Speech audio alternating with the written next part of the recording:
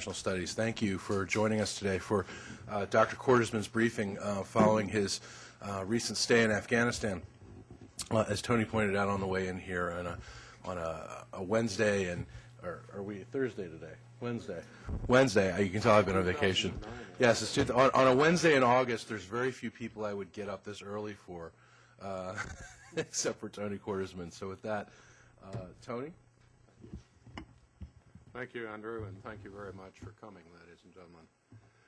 I'd like to stress something at the outset. I'm presenting my views, not those of other members of the Strategic Analysis Group, and definitely not those of Ambassador Eikenberry, General McChrystal, or any other U.S., NATO, ISAF, or other official or officer in Afghanistan.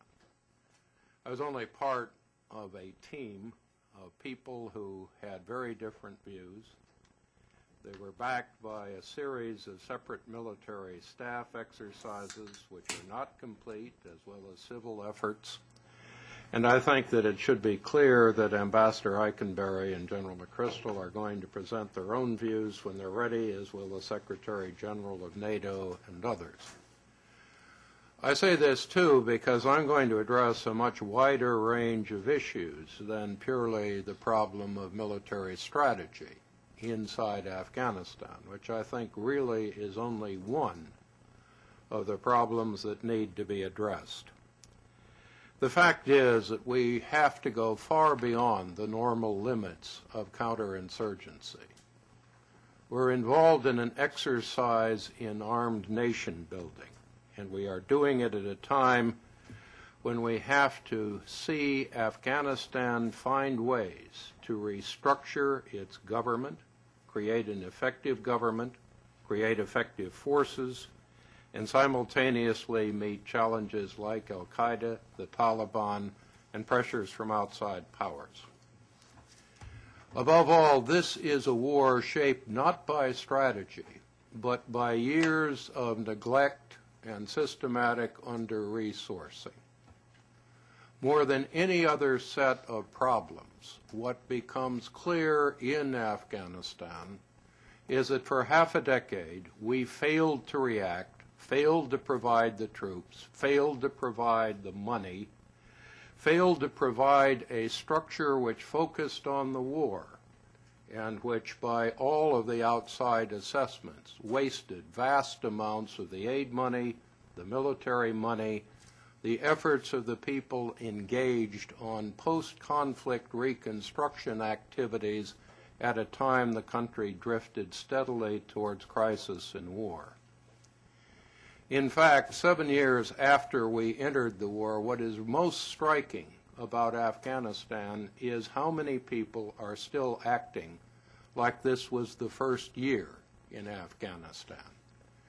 How many of the exercises are disconnected and theoretical, are involved with experiments, have no real operational content, or have operational content which is divorced from the overall impact on warfighting or practical development in the field.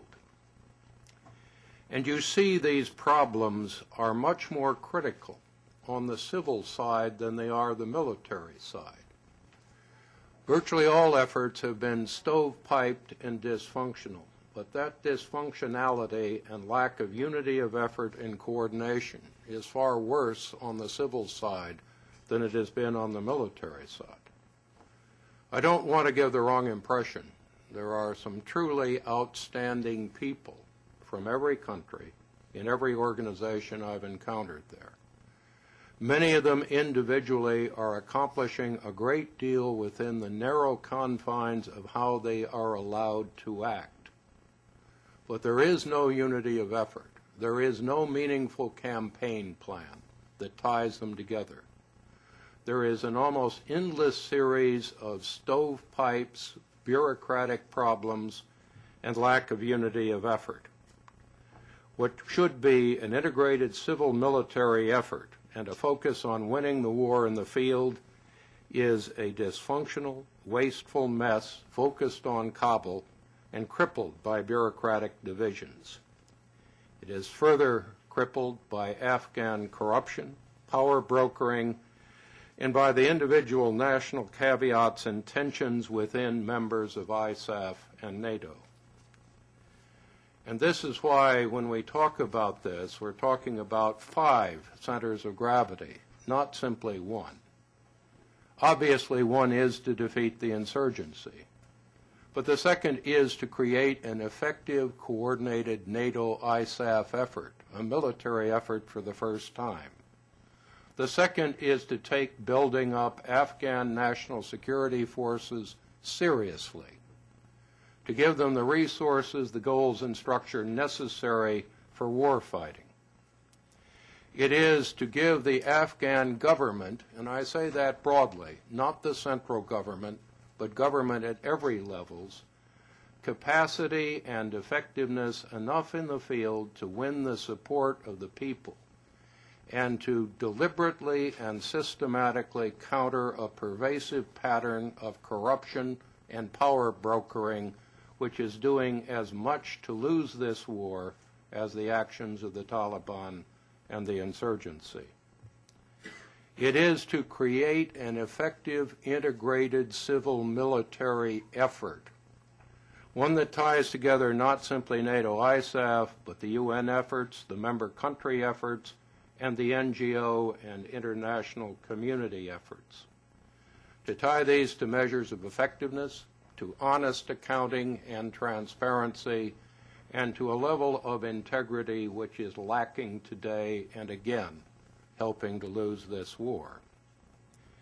And finally, there is a 6th center of gravity which is obvious. That is what's happening in Pakistan, it's what's happening in Iran, and it is what is happening in countries outside. I think you can still win this war. Our problem is not that we face a strong opponent. Our problem basically is the need to look very firmly in the mirror and realize how badly we have structured, resourced, and managed this war, and to see the power vacuum we have created, which has empowered the Taliban, Al-Qaeda, and extremist movements. What do you need to do to win? One is to take this war seriously. One of the things I was struck by inside Afghanistan is the number of people who said I shouldn't call it a war.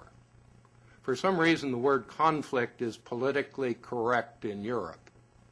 You can't fight a war as a fantasy.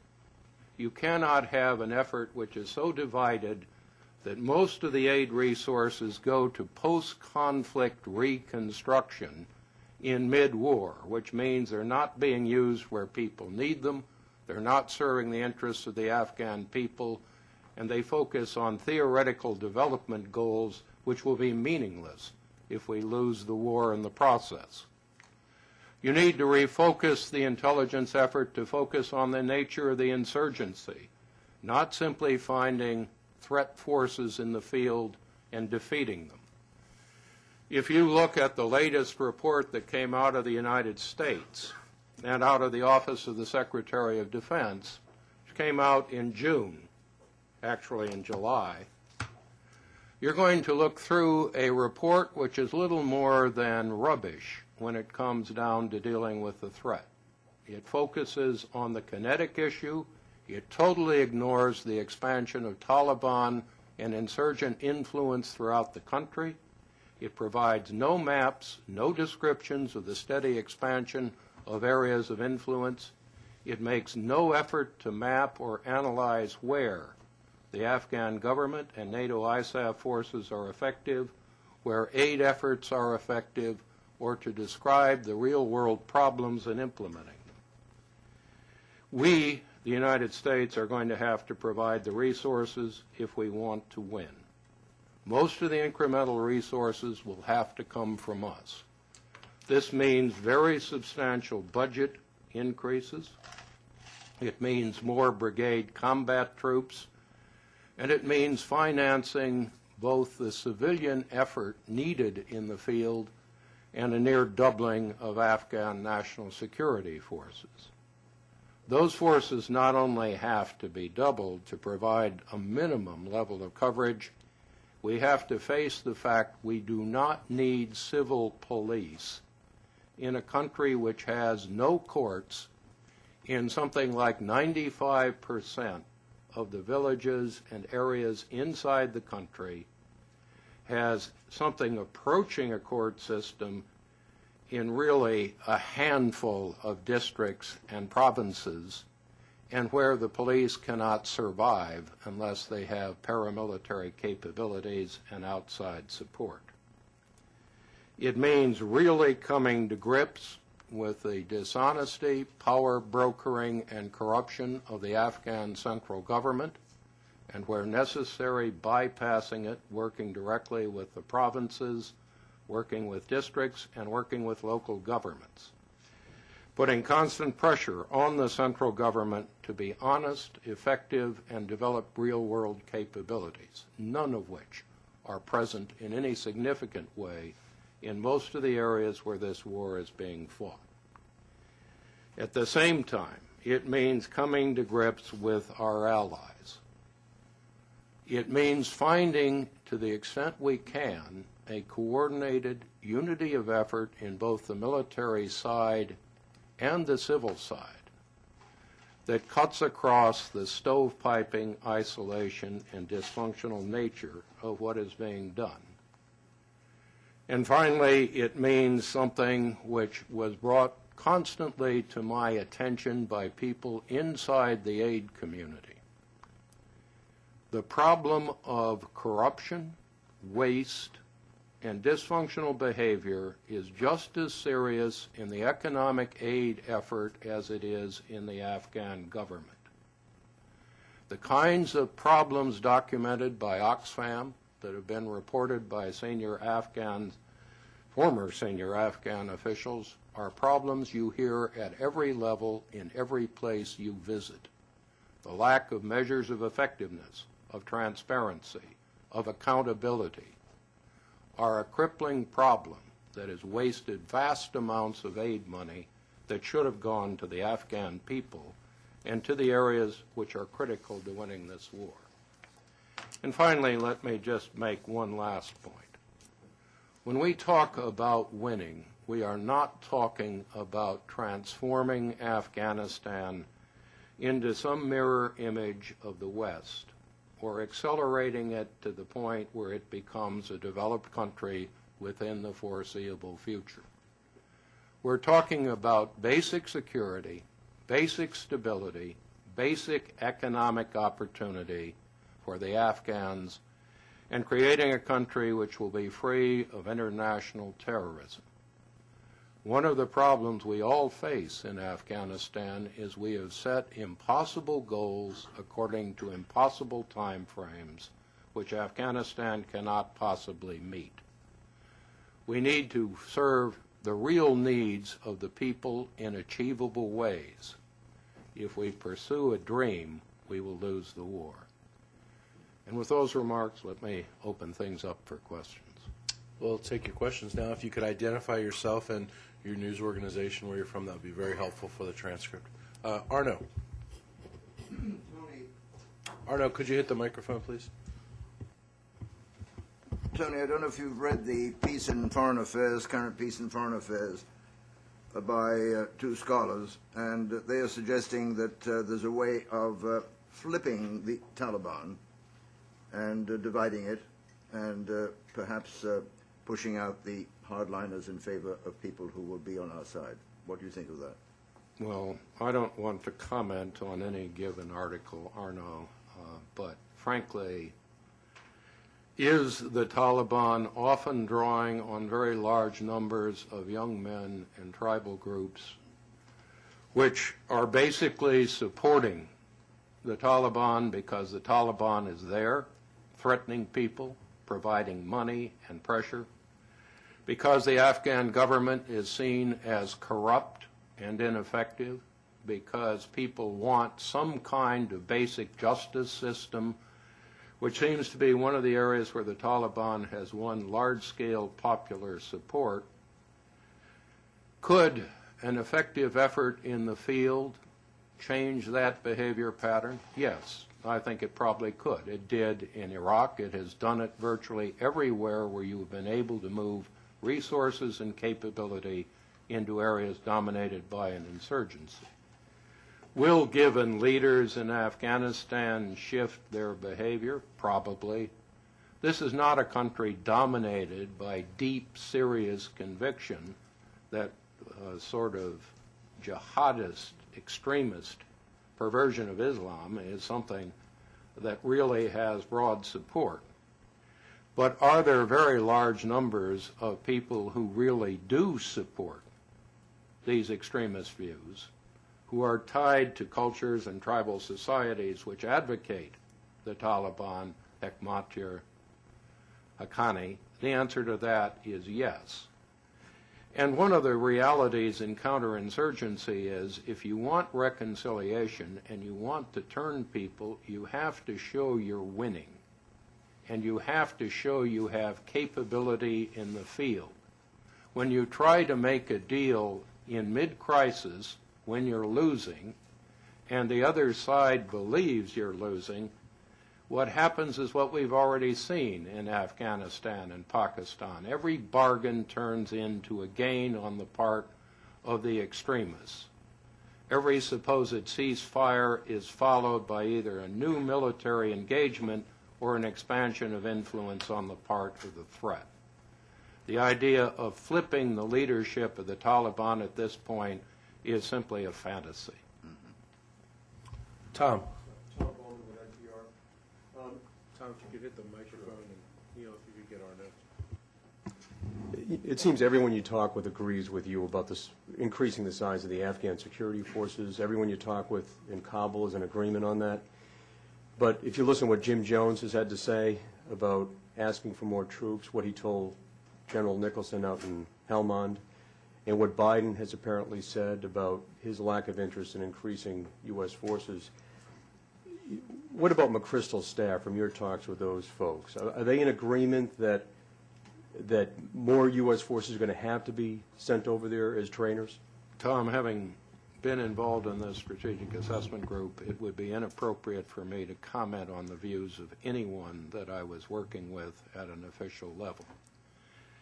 I think, however, that if you look at this in terms of any of the field manuals that are written on this subject, if you don't provide those resources in additional brigade combat teams, if you do not, I think, effectively move the Afghan security forces toward doubling them, which doesn't mean you have to complete this, but you have to do enough, move forward to win.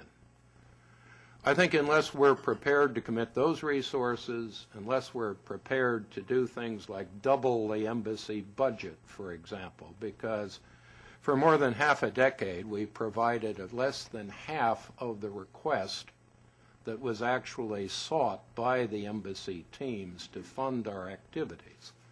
If we somehow believe that a civilian surge of 700 people and tailoring our force posture to the views of a completely different set of strategic priorities, which is what we had before General McChrystal and Ambassador Eikenberry came in, if this is going to win, the answer is no, it's going to lose.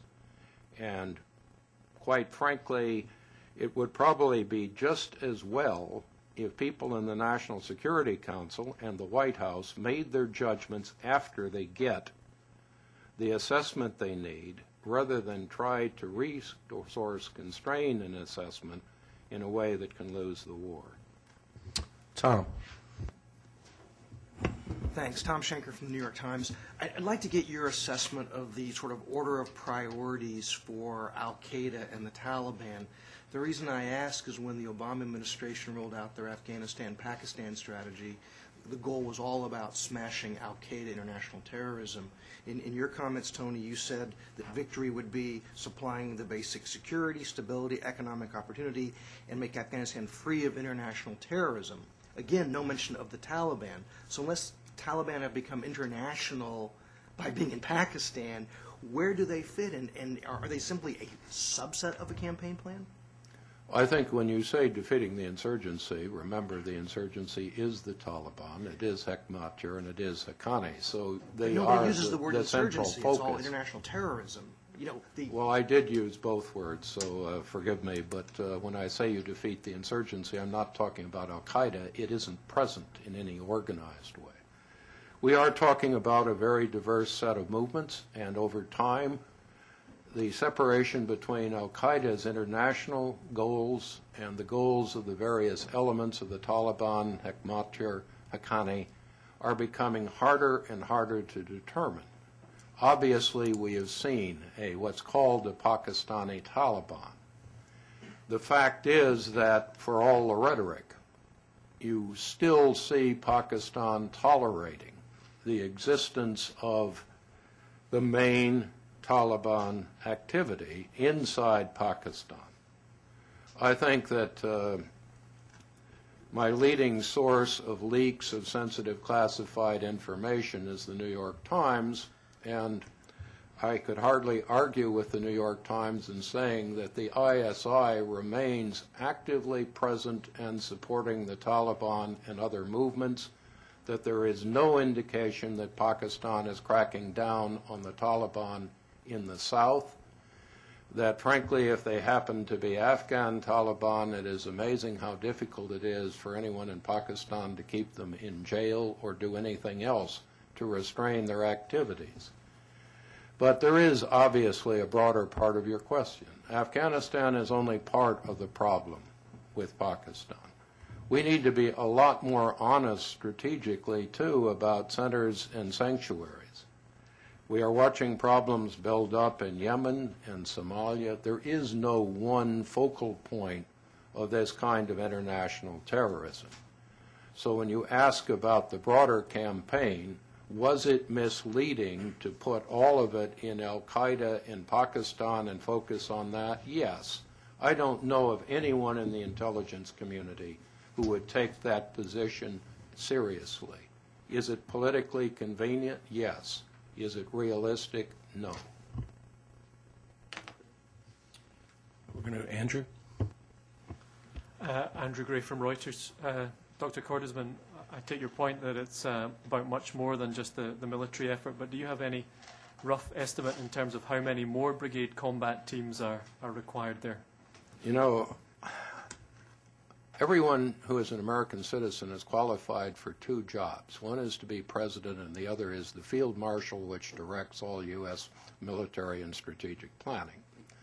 So I can share the ability to give you an exact number of brigade combat teams with every American citizen. But the fact is, there is no easy way to do this. First, it is a major exercise that's going on inside the U.S. and NATO ISAF team. The figures are ones they will come up with, and they have the military expertise in the real world to give it. The second reality is this is an experiment. This isn't some historical ratio. There is no way to easily calculate this. You're going to have to make the best guess you can, and we'll probably learn more from what's happening in Helmand right now about what's necessary, because this is the first real systematic effort to come to grips with shape, clear, hold, and build since the United States achieved some successes in eastern Afghanistan, where it did have troop ratios which were fairly adequate. I'd also note that you have all kinds of people quoting historical ratios. There are 2 points I'd make about this. There's a very good study and draft from Leavenworth, I wish I could quote the author, that documents quite clearly there is no historical basis for these ratios, that you can draw them in many different ways with equal validity. The second thing is, why on earth a historical ratio based on completely different conditions, technologies, tactics, and similar factors should have any relevance is by itself questionable. And third, if you're wondering why there's a ratio in the field manual, there's a ratio because they felt they had to put something in, and they put the number in over the direct objection of most of the people who were actually working on the field manual, who reached the conclusion that these ratios simply don't have general validity. Bob. You alluded very briefly to the civilian surge. I'm wondering, from what you saw over there, is it really unfolding adequately and quickly enough and fully enough? No. No one, I think, would make that argument. It took us 6 years. It is rather ironic that the Bush administration finally chose to fund an increase in civilians during its last year in office, knowing that when they came, they'd be arriving under a different presidency. The way that they are trickling in, and trickling is the operative term, they can't possibly meet the needs in a place like Helmand. Much of the job will have to continue to be done by the military, working with far too few civilians, and that will be true at least through the end of 2010. I think the word surge has to be put in quotation marks because we're talking about someday maybe getting 700 civilians, out of which we have never defined how many are going to go in the field, who they are, or when they'll really arrive, and the actual recruiting is falling far short of the goal. This is one of the areas, again, where I would hope that we shift from looking at theory to measuring what actually happens in the field. Because time and again, what we are getting is reporting of the intention or the plan and not the reality.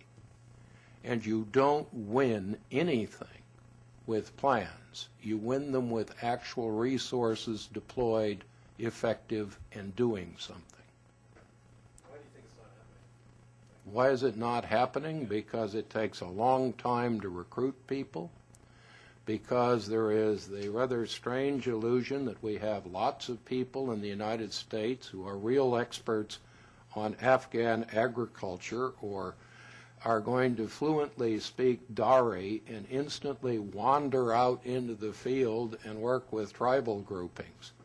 The fact is that, like many of the arguments about smart power, what we do have are a lot of pretty good people who are on multiple tours, some of which we can recruit to go back who've had prior experience in the field. But the idea that we are a country filled with instant experts on Afghanistan, willing to work under really grueling, high-risk combat conditions in the field, that are instantly going to deploy because the policy shift occurred, and are going to do so with the necessary skills. I mean, how much of this is even remotely credible? And again, what is the operational reality versus the political goal? Over here. Siri Narva with VOA's Afghan TV service. I'm curious, you didn't mention the upcoming elections, both presidential and provincial. And in terms of your 5 centers of gravity, this whole governance issue is key. So if you would please comment on the security and the hoped for effectiveness of these elections, please. Well, first, let me say that one of the things we had better learn if we ever do this again is you do not create legitimacy by having people elected. You create legitimacy by providing effective governance in the field to the people who need it. The problem with this election is, first, the provincial elections don't elect governors. The people who come in have absolutely no jurisdiction over money, all of which, thanks to us, goes through the ministries in the central government, which I think at this point in time may have 2 ministries, maybe 3, that are not actively corrupt and ineffective. There is effectively almost no real staffing of the provincial governments. To the extent people have power, it's by being appointed where you have enough contacts with the president and the power brokers so you have real influence. The district councils, if they're elected, are going to be under people who often don't have an office, much less a staff. Out of 143 urban, or sort of more or less populated areas with dense populations in Afghanistan, the bulk of them, when you really look at it, have almost no government services, court system, or functional operations other than aid workers. And out of the 4,000 odd Afghan villages, and these are figures which are at best a guess coming out of the aid, most of them don't have any meaningful government presence ever. So what is the election going to do? You know, the joke, I think, throughout Afghanistan is that President Karzai has offered provincial governorships to approximately 6 times as many people as there are provinces, and the number continues to count. If he wins, it will be an election where people probably legitimately got to vote, but basically his power brokering going out to people who are corrupt, self-seeking, to get blocks of votes basically means that will he have a legitimate election? No, he won't. If one of his rivals wins, the rival that's most likely will not be from the leading ethnic group. He will inherit this mess of ineffective ministries, and the central government we created from the outside largely to prevent warlords and regional power brokers from taking power, but where we put so much power under the central government and the president that his let's make a deal with ex-warlords has in fact empowered them at the expense of people at the provincial, district, and local levels. So it's a little hard to get emotionally excited about the level of reform that's going to come out of the election. I have a follow-up on that. Jose Diaz with Reforma newspaper from Mexico. What's your assessment of the position that the U.S. government has taken towards the Karzai government and in general towards the election? I think that the U.S. government has gone to considerable trouble, particularly Ambassador Eikenberry, to make it clear that he will talk to people from the opposition, that this is not a pro forma election, that the election will have honest registration and honest votes. But the fact is that the change in the team in Afghanistan under Ambassador Eikenberry, General McChrystal, and others came after most of the basic power brokering that will shape the election was done. So the problems that were reinforced for more than half a decade in basically tolerating an increasingly ineffective and corrupt central government are not problems that can be corrected quickly or where you can alter the course of this election.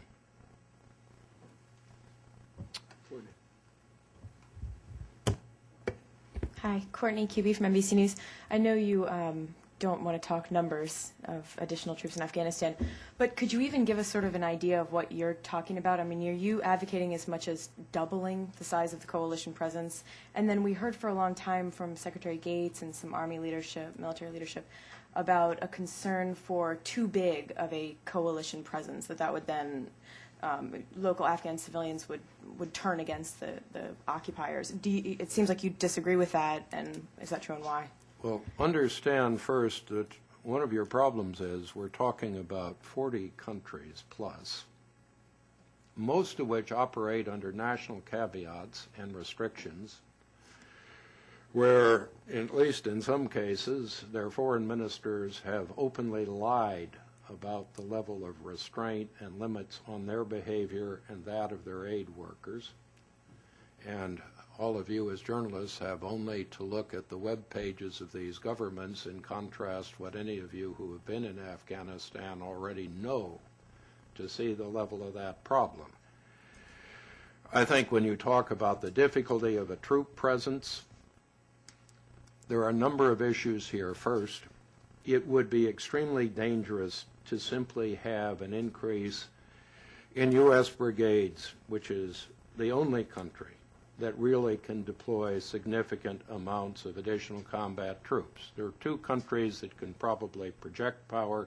Britain is already, I think, moving toward the limit of what it can easily do.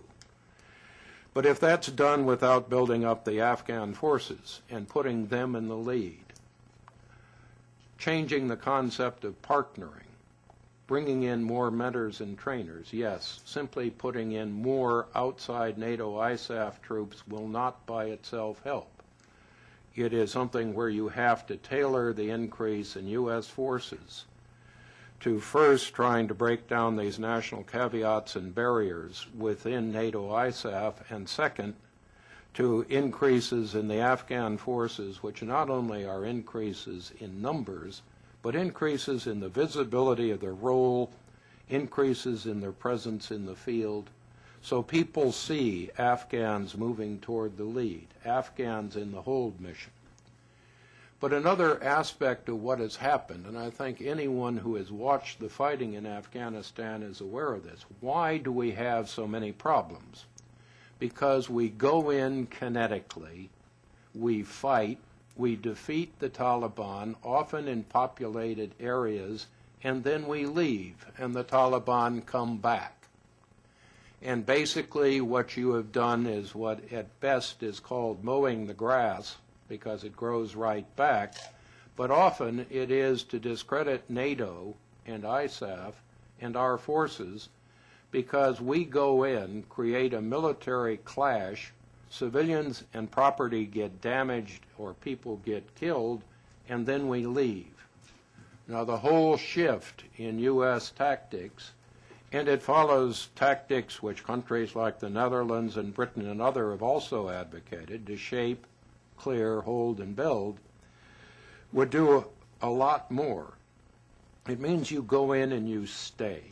You come in with aid workers. You bring in Afghan police and Afghan forces to provide local security in human intelligence. You're not fighting and refighting. You're not abandoning.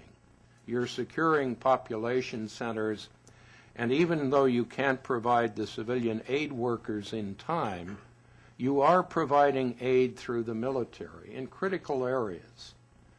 And this is not an area of high demand, often of very little help in terms of electric power or money to build a local road, or dealing with critical water problems can change attitudes very quickly.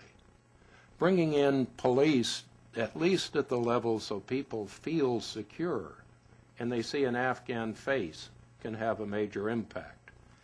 Getting away from the disaster of trying to institute a formal Western justice system from the top down and working to empower local courts and local justice systems is one of the highest priorities for ordinary Afghans, and that's part of this change in tactics.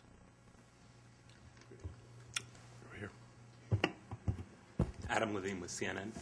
Is, in your mind, the Helmand effort that's ongoing now, which is the clear, hold, and build, is it sustainable given the presence the U.S. has, and is it growable beyond Helmand to other areas? And just a second question is, what kind of time frame do you see for the U.S. actually having an effect in Afghanistan and being able to leave with some true progress? Understand that Helmand preceded the shift in the U.S. Embassy.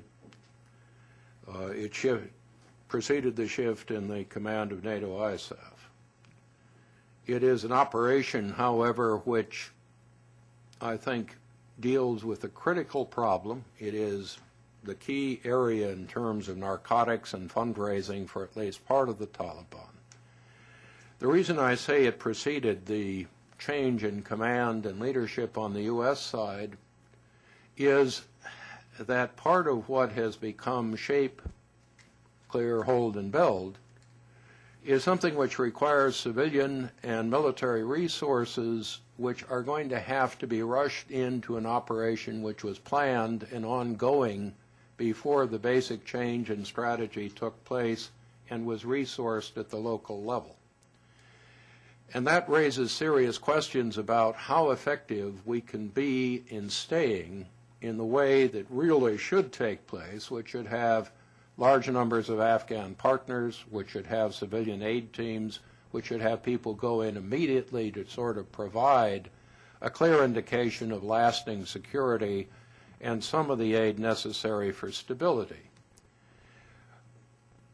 I believe that we can work around that, but we simply weren't ready to implement the strategy when we began this operation, and that may have problems. I think that there is still a question at every level about when we get some kind of integrated civil military plans that are translated into actual operations. That has never existed in Afghanistan. This stovepiping has occurred within the military, but it has been much worse within the civilian agencies, and there has not, to this point, been coordinated planning and use of resources in the field in effective ways. I think that this means probably Helmand will have to be more improvised than it should. It will be a learning operation. It certainly won't be definitive. Real progress isn't going to come in a few months because of this particular case.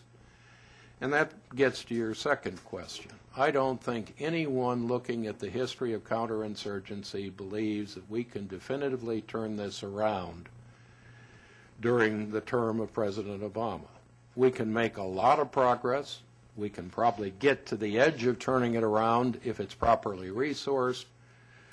But in a recent RAND study, it pointed out that the average duration of an insurgency where the government won was 14 years.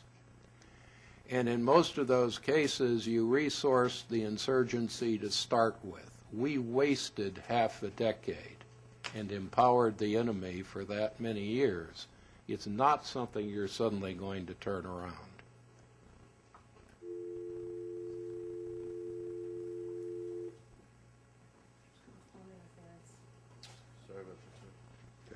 We'll keep going.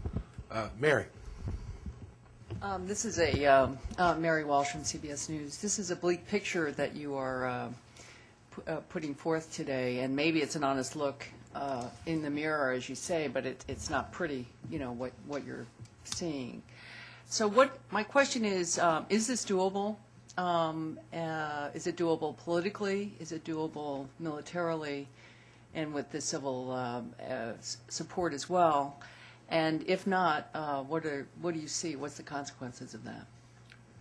Well, I've already said it's doable. Will it be done is a different kind of question. But I think one of the problems we have here, and it is in many ways a shift I think that is taking place, is this war has been fought without resources, but above all without realism. I would invite any of you just at random to look at any national web page for a country in NATO ISAF and see how people are describing the war and how much data is actually available on the threat. This report just came out of the Department of Defense. If any of you look at it and believe that this provides a meaningful description of the pattern of the insurgency, please call me or write a report indicating why you think this is a remotely adequate picture of the insurgency. We have to have transparency and honesty to win conflicts. We have to stop over-promising and underperforming and start over-performing and under-promising. If we are locked into a climate where we say to our ambassador or our commander in the field in Afghanistan, you can't come in and provide an honest assessment. You can't come in and ask for the resources you need. You can't honestly state the risks. Yeah, we'll lose.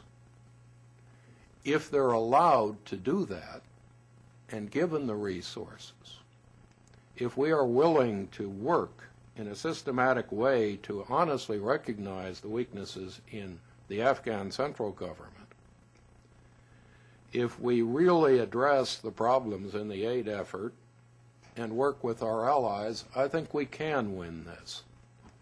But those are important preconditions, and of course there is the outside risk of Pakistan and Iran. There are wild cards here which we can't easily control. Mohammed from the VOA Dari section, Afghanistan section. Talking of expanding the Afghan forces in Afghanistan, in number actually, while they don't have the modern equipment and weapons, and they are complaining every time about using old kind of Russian weapons. How they will be able to secure the area, like the areas that already been secured by the NATO and ISAF forces. Will the Afghan forces will be able to sustain there or stabilize the security in those areas? And the second question is for the NATO, ISAF, and U.S. forces to win this war, spending more resources is more effective, or having the people of Afghanistan in their side? Well, first, when it comes down to the actual equipment of the Afghan National Army, there are very significant deliveries of the kind of weapons which are actually needed for counterinsurgency. They don't necessarily include jet fighters and main battle tanks. I think that there also is a real question here. The whole idea that there is a desperate need to replace a functioning AK-47 with a U.S. weapon is one which really doesn't bear much reality in terms of military requirements. A lot of the Soviet-era equipment is perfectly effective for these purposes. And to create local security, you're not going to create Afghan forces within the foreseeable future which are going to operate large numbers of armored vehicles and artillery weapons and sustain them in the field. Lots of people want lots of things, and my experience after half a century of dealing with the military is they're no different from anybody else. They want everything, and they want it to be the best, and they want it now. But that isn't really the kind of force development that the Afghan army needs.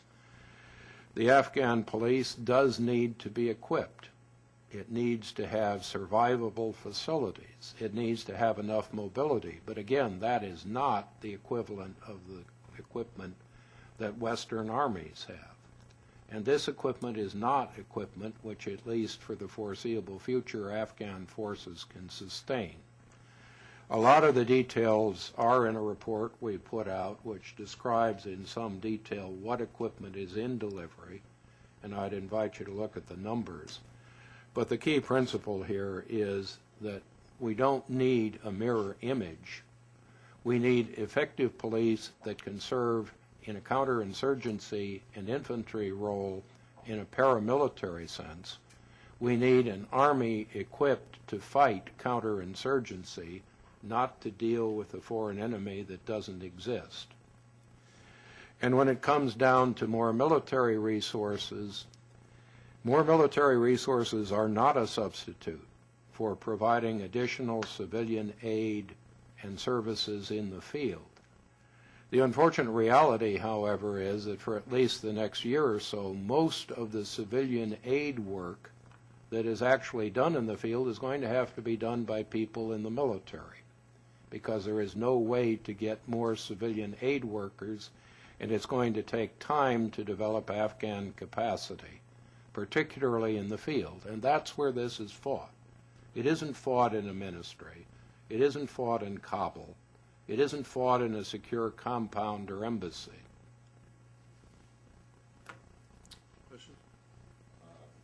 All right, well, back to back from VOA. I'm Al Pessin from the Central News Division.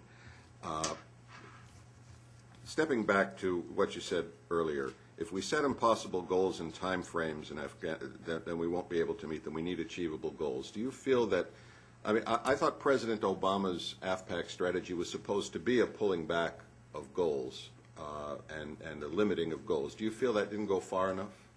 I think we have to remember that the United States doesn't set the goals here. The goals come from UNAMA. They come from the UN. They come from things like the Afghan National Compact, which basically says that the whole goal of the aid process is to create a long-term development process which would create a far more developed country than will ever actually exist, at least within the time of that compact, and do so in a sort of environment of post-conflict reconstruction as if the country wasn't at war. Now, that's a fundamental lack of realism on practically every level possible. And it dominates really the bulk of the aid expenditure. I mean, I would invite you all to look at the Oxfam report on what's been happening out there, but you hear it from Afghans as well. You have a situation where some 40% of the aid money in the search for long-term development goes back to the donor countries without having any impact on Afghanistan. You have a situation where something like half of the aid is tied to national objectives and goals which aren't necessarily the ones that meet the needs of the Afghan people. You have a system where the combination of contractors, power brokers, creates a process of waste, corruption, and non-completion, which is an almost incredible proportion of the money that actually goes out there. I have heard people talk about various Afghan government organizations being effective and honest. It is very interesting to go out there and talk to the people who find that they actually, time and again, actually have to complete the project because this honest and effective organization doesn't finish what it starts. Now, these are problems that President Obama cannot be held responsible for. They're a legacy of the past. They're a legacy of illusions that created the structure that is today's central government, today's aid process. When it comes down to UNAMO, it would be nice to have a head of UNAMO that spent most of his time actually in Afghanistan and who, instead of complaining, actually administered. These are the kinds of goals and things you need to change. And on the question of timelines, you say they're unrealistic timelines. I know Admiral Mullen and Secretary Gates have said we need to at least begin to turn the situation in 12 to 18 months. Is that what you would consider an unrealistic timeline? Again, I think the unrealistic timelines are things like the Afghan National Compact, which calls for a process of development that can't possibly occur within the time frame occur. Can we make a significant level of progress in Afghanistan in the next 12 to 18 months? Yes, we can. It is going to require an effective, concerted effort. But after all, we don't need to win in the entire country. A good part of it has seen significant Taliban and other jihadist increase in the north, in the west. But even in most of those areas, there still is a relatively high degree of security. You've been actually able to improve security significantly in Kabul, where you did put resources into the effort. We may not have the perfect approach to shape, clear, hold, and build in Helmand, but it is a major initiative against a very real enemy where we will hold, and we will eventually build. We may not have the phasing right this time around, but at least there is a clear effort to get it right and a clear intention to fix it. And that means Helmand may become a model in 6 to 8 months of what we are trying to do. And at worst, it will be a learning experience which we can fix over time and use in other areas. I think, again, the issue here is reality. It is becoming operational. If we meet those needs and we provide the resources, that time frame of 12 to 18 months to make real progress is very realistic. Corinne. Corinne Lane from Le Monde. Since you say the issue is reality, I feel like asking you what's your real assessment of the contribution of France since Obama's taken office. Well, I think you've certainly seen a significant improvement.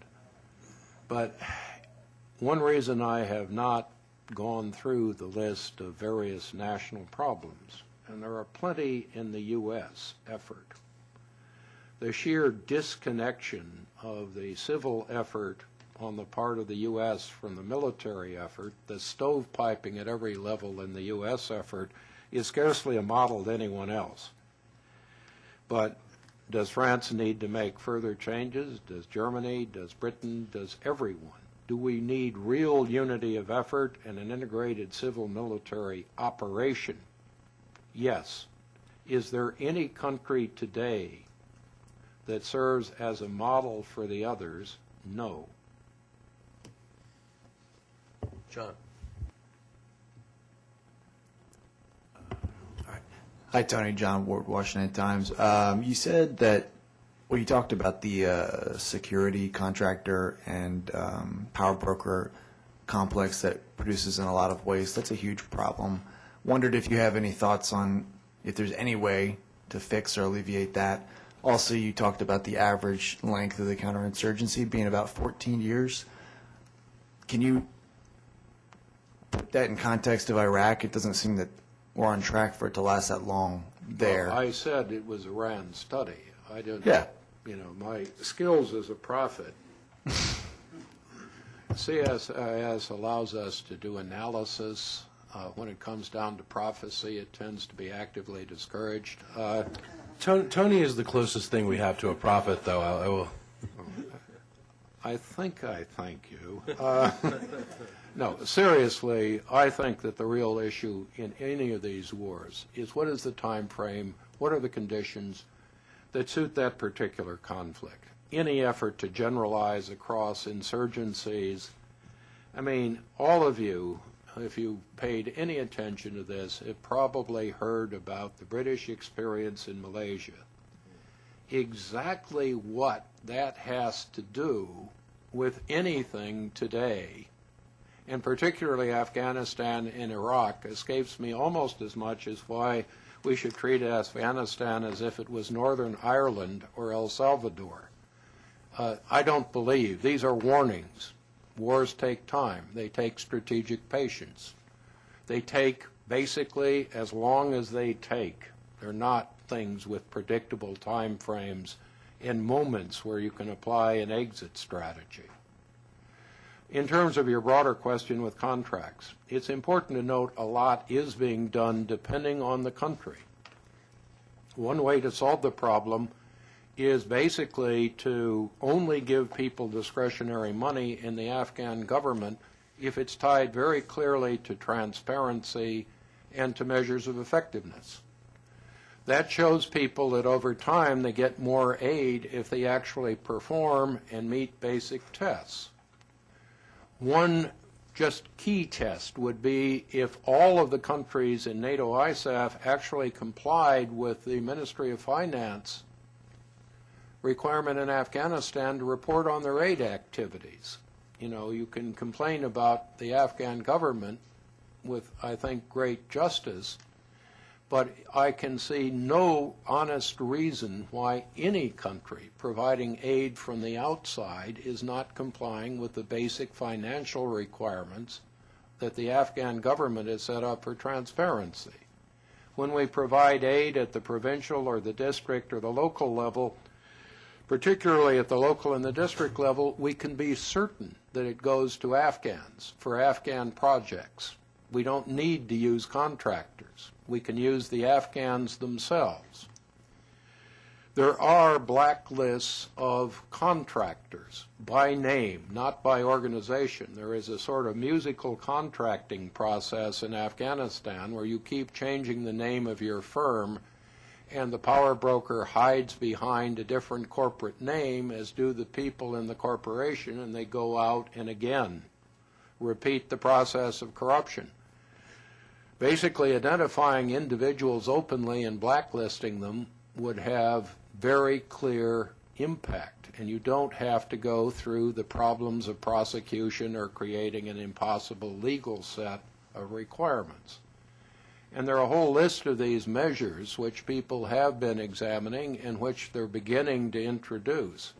The fact it's taken more than half a decade to get to elementary financial and fiscal responsibility is, I think, a pretty common indictment of the UN, the international community, and every country that's an aid donor.